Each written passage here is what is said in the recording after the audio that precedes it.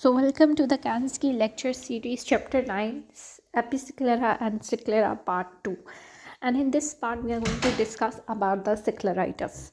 So, what is scleritis? Scleritis is basically the inflammation of the sclera, and it has two types. So, let's look onto the table first. So, we have this is first very important table, classification of the immune mediated non-infectious scleritis. It can be interior and it can be posterior. So interior is further divided into non-necrotizing and necrotizing with inflammation and necrotizing without inflammation. So non-necrotizing is then further divided into diffuse and nodular, and necrotizing with inflammation is then again divided into vaso-occlusive, granulomatous, surgically induced, and the without inflammation is called scleromalacia perforans. So it is very important. Let's repeat it so that we remember it. So we have a scleritis. Scleritis is further divided into anterior and posterior. Anterior is further divided into necrotizing and non-necrotizing.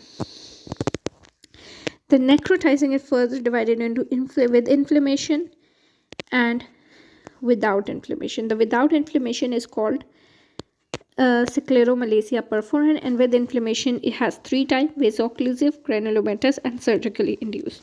Non-necrotizing is further divided into diffuse and nodular. So this is a very important flow chart that you have to remember it.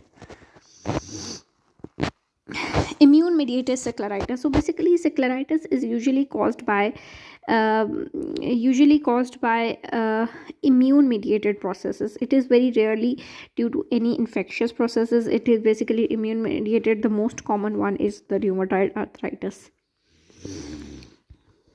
Immune mediated scleritis. Scleritis is an uncommon condition characterized by edema and cellular infiltration of the entire thickness of the sclera. So this is basically the inflammation of the sclera. Immune mediated non-infectious scleritis is the most common type and is frequently associated with an underlying systemic inflammatory condition, of which it may be of the first manifestation. Scleritis is much less common than episcleritis and comprises a spectrum from trivial and self-limiting disease to a necrotizing process that can involve the adjacent tissue and threaten vision. So every disease process has its own due course. Some are very severe and some are very mild. Some are self-limiting and some are necrotizing. A classification of the non-infectious scleritis is shown in table 9.1. Recurrence tend to be of the same times, though 10% progresses to more aggressive disease. So we have discussed about the table in the start. So anterior non-necrotizing scleritis. So first we are going to discuss about the anterior non-necrotizing type of scleritis, which has two types: diffuse and nodular. Diffuse disease is slightly more common in females and usually present in the 5th decade. So diffuse is in female and in the 5th decade, FF. Ocular redness progressing a few days later to a pain that may radiate to face and temple. So there is a pain that will radiate to face and temple. The discomfort typically wakes the patient in early hours of the morning, improves later in the day, and responds poorly to the common analgesics. The vision may be blurred. Signs are the vascular congestion and dilatation associated with edema. So what will be the signs? Vascular congestion means there will be the redness and there will be the dilatation associated with edema. If treatment is started early, the disease can be completely inhibited. The redness may be generalized or localized to one quadrant. If confined to the area under the upper eyelid, the diagnosis may be missed. So it can be under the upper eyelid as well. Secondary features can include chemosis, eyelid swelling, anterior uveitis, and raised diophy. So these are all the secondary features that can be associated with it. Chemosis, eyelid, and anterior uveitis. As the edema resolves, the affected area often takes a slightly gray or blue appearance because of the increased scleral lucency. This is due to the rearrangement of the scleral fibers rather than a decrease in the scleral thickness. So this is a very important line, that after the scleritis settles down, the sclera become often blue. Why is that? Because the rearrangement of the collagen fibers of the sclera, which causes the translucency of the underlying uvea. So that is why it appears blue or gray, and it will decrease and it will show that it is a rearrangement. Recurrence at the same location are uncommon unless an underlying cause is treated. Prognosis: the average duration of the disease is around 6 years, with the frequency of recurrences decreasing after the first 18 months. The long term visual prognosis is very good. So it is very important. Duration 6 years, and recurrence decreases after the first 18 months.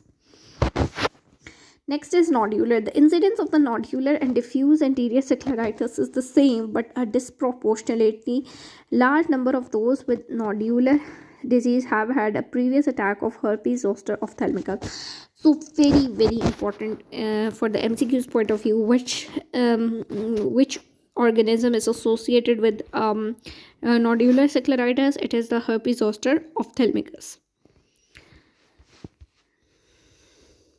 So there are previous attack of the herpes zoster ophthalmicus. The age of onset is similar to the diffuse scleritis. What was it? It was the fifth decade. The insidious onset of pain following by increased redness, tenderness of the globe, and appearance of the scleral nodule. So in the case of the nodular scleritis, there will be the nodular appearance of the on the sclera. The vision is often reduced. Scleral nodules may be single or multiple, and most frequently develop in the interpalpebral region close to the limbus. So you will see the nodule that will be in the interpalpebral region. They have a deeper blue-red color than episcleral nodules and are immobile. So they are immobile and deeper blue-red color. In contrast to episcleritis, a slit lamp beam show an elevated anterior scleral surface. So anterior scleral surface will also be elevated. Multiple nodule may expand and coalesce if the treatment is delayed. Means that if there are multiple nodules, they will form the one big nodule. Installation of the 10% phenylephrine drop will constrict the conjunctival and the superficial episcleral vasculature, but not the deep plexus overlying the nodule. As the inflammation in the nodule subside, increased translucency of the sclera become apparent. As I told you, there will be the rearrangement of the fiber of the collagen, so that is why the translucency will be apparent. The duration of the disease is similar to diffuse scleritis, that is 6 years. More than 10% of the patient with nodular scleritis develop necrotizing disease, but if the treatment is instituted early, superficial necrosis does not occur and the nodule heals from the center, leaving a small atrophic scar. So what happens? Some 10% of the patient develop the necrotizing disease, but if it is progressing to the necrotizing disease and the treatment is initiated early, then what happens is there will be the superficial necrosis does not appear, and there will be the healing and with the leaving of the small atrophic scar. So let's see the picture. So this is a diffuse and non-necrotizing anterior scleritis. So you can see all the sclera has been congested and there is an edema, and B is showing the scleral translucency following the recurrent diseases.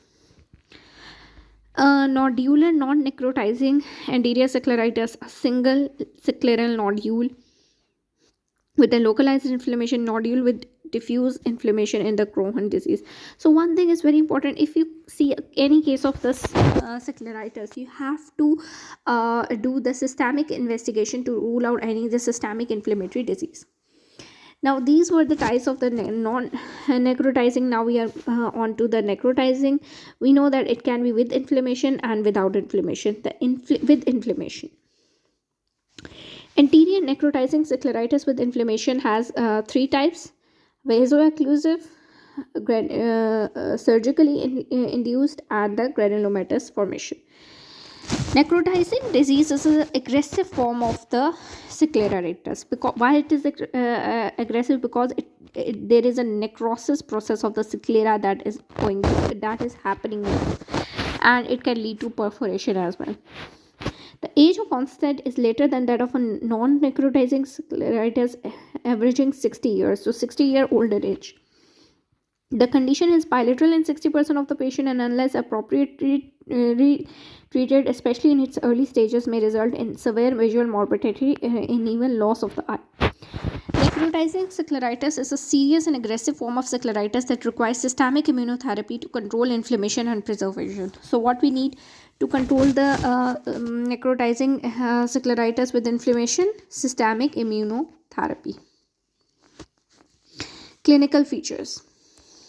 Gradual onset of pain that becomes severe and persistent and radiate to temple, brow, and jaw.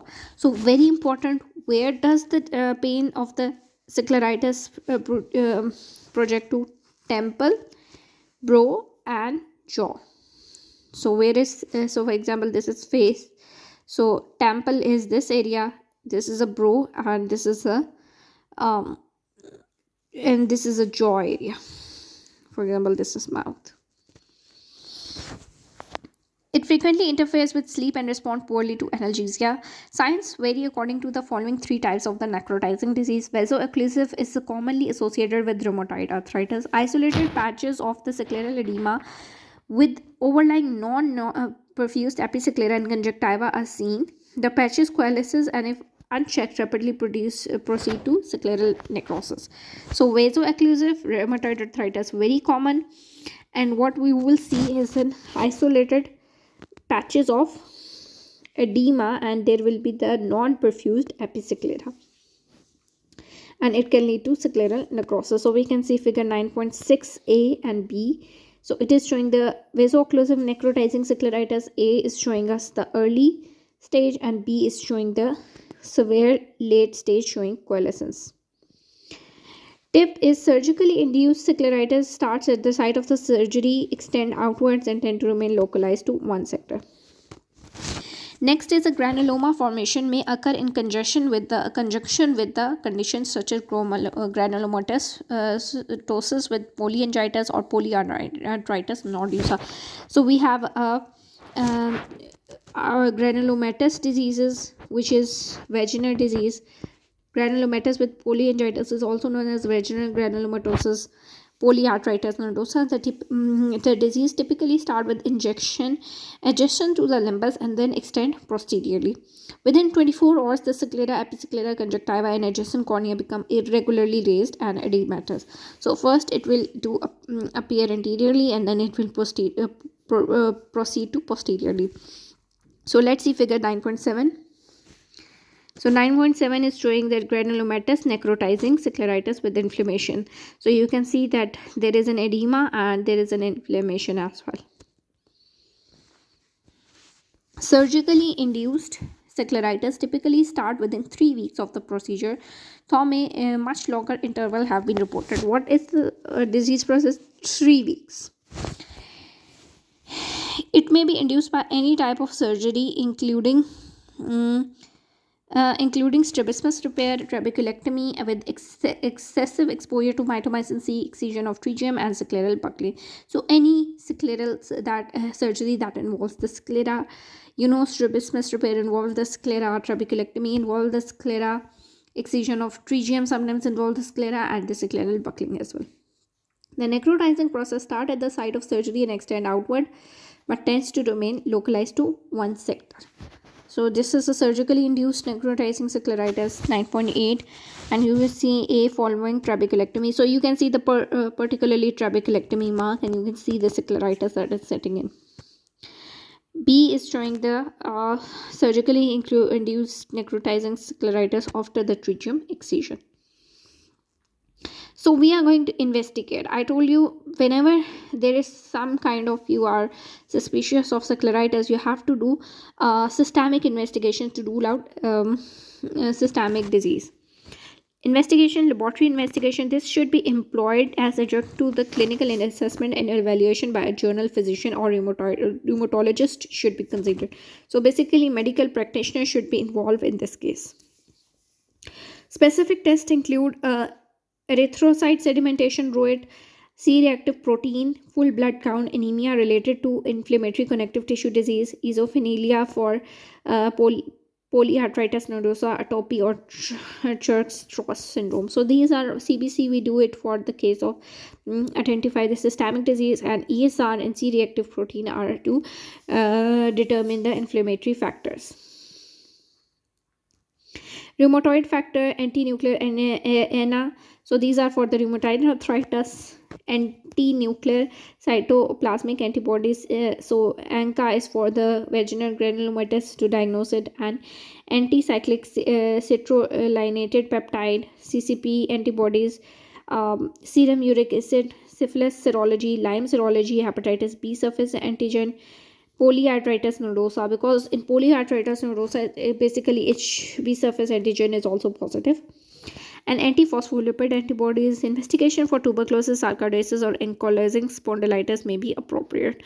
So these are the investigations that you must carry out for the scleritis. Radiological imaging, chest, sinus, joint, and other imaging may be indicated in the investigation of a range of conditions. So there are certain diseases that involves the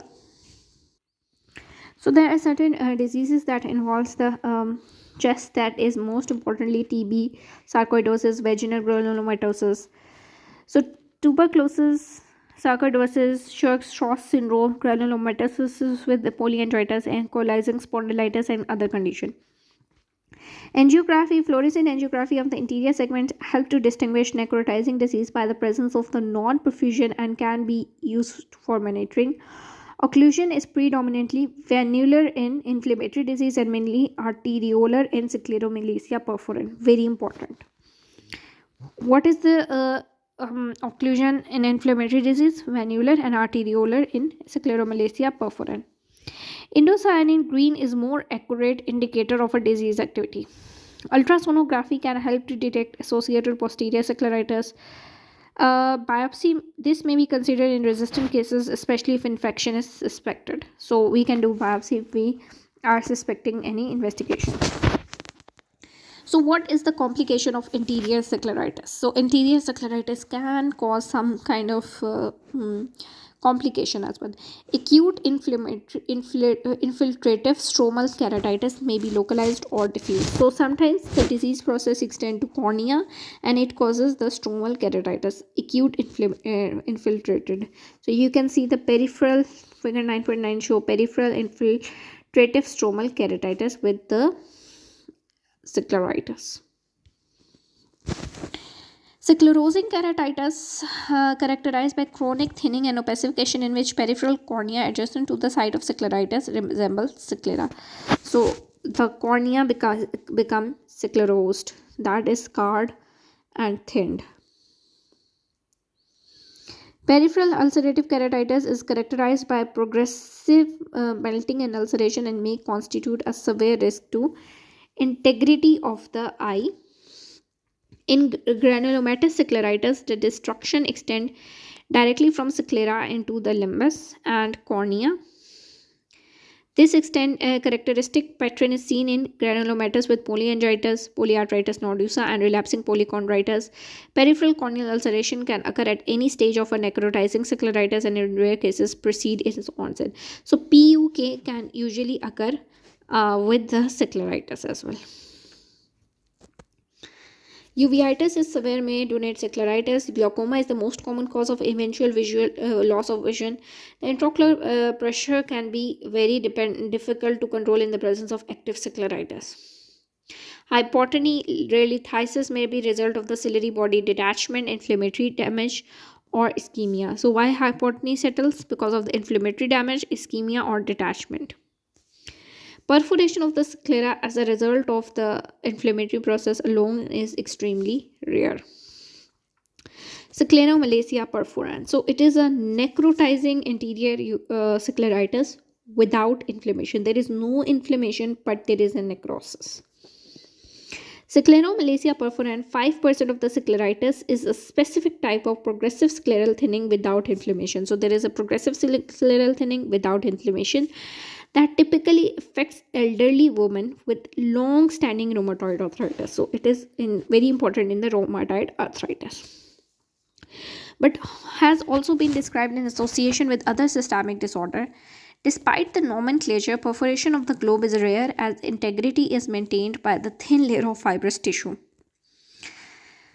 Differential diagnosis is from the innocuous scleral hyaline plaque and the senile scleromalacia. So we will discuss in the next few lectures.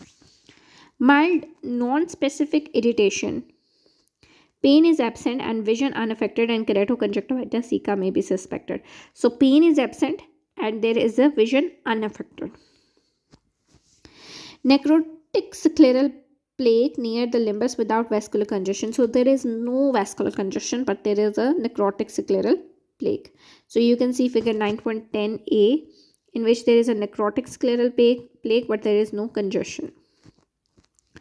Coalescence and the enlargement of necrotic area, slow progression of scleral thinning, and exposure of the underlying uvea. So you can see figure B and C is showing the underlying scleral thinning, and there is a exposure of the uvea. Treatment may be effective in patient with early scleromalacia, but is less useful in advanced disease. No consistent benefit from any specific agent has been demonstrated. Frequent lubricant installation, local or systemic anticoagulant agent, immunosuppressive, including topical and oral but not periocular injection of steroid and topical cyclosporin and biological blockers have been used. So there is no specific treatment, but you can use lubricants, you can use systemic anticoagulants, which is tetracycline, doxycycline, immunosuppressive agents, which are topical and oral, but not the periocular injections are used in this case. Underlying systemic disease should be treated. Very important, rheumatoid arthritis should be well controlled in this patient's. Protection from trauma is important. Surgical repair of scleral perforation, for example patch grafting, may be required to prevent the phthisis bulbi. So you do scleral patch grafting. Why? Because you have to maintain the integrity of the globe. Next is involving the posterior scleritis. So posterior scleritis is when the posterior side of the sclera is involved. It basically causes effect on the optic nerve and the retina, and it can cause choroidal fold formation. It can cause the mass-like formation in the retina, and it can cause optic neuropathy. And it is a very important sign, that T sign you will know in this.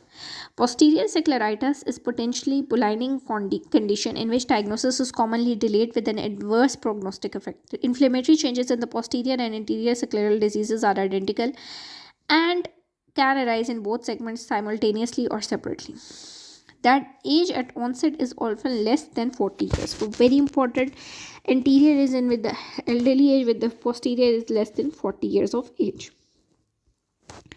Young patients are usually otherwise healthy, but about a third over the age of 55 have associated systemic disease. So there is no such condition, but over the 55 years of age, they have some type of systemic disease.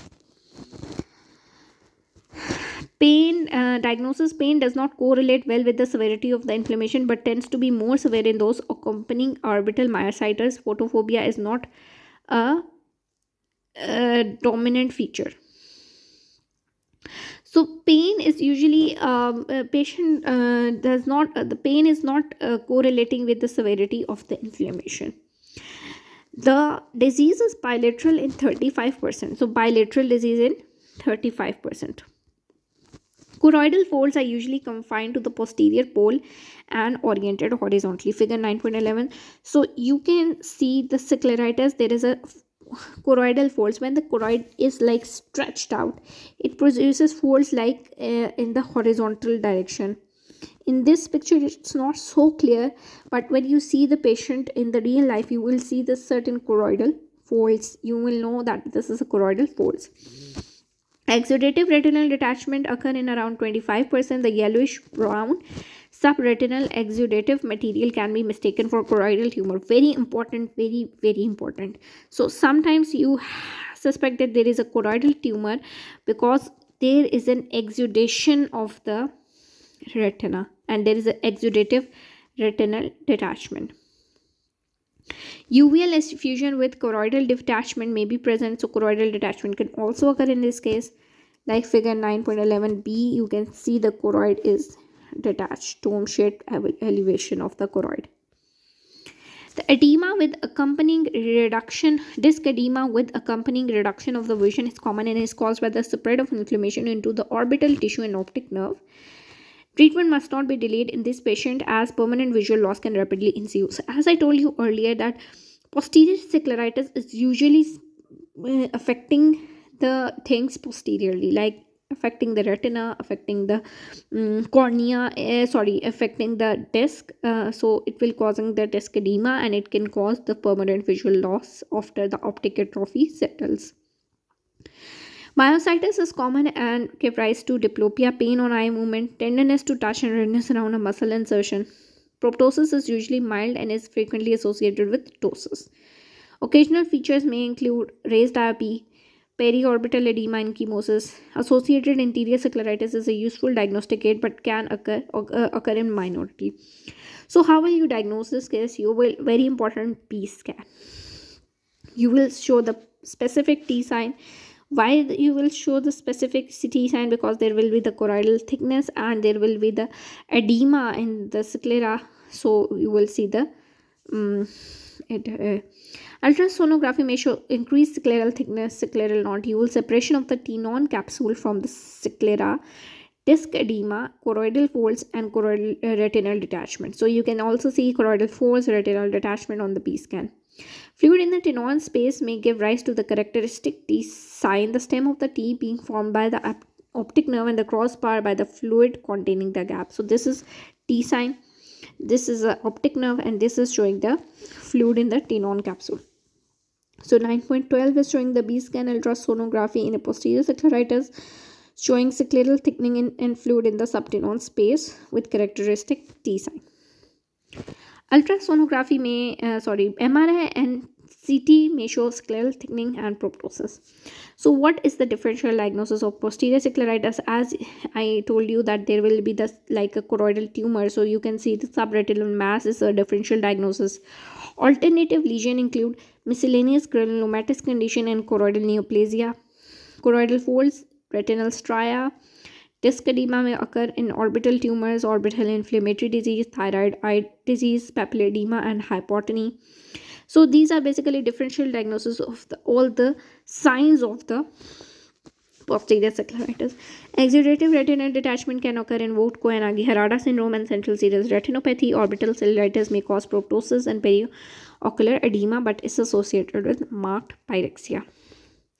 So that's it for the Kanski lecture series part 2 of the Episclera and Sclera. We'll see you in the next lecture. Thank you very much.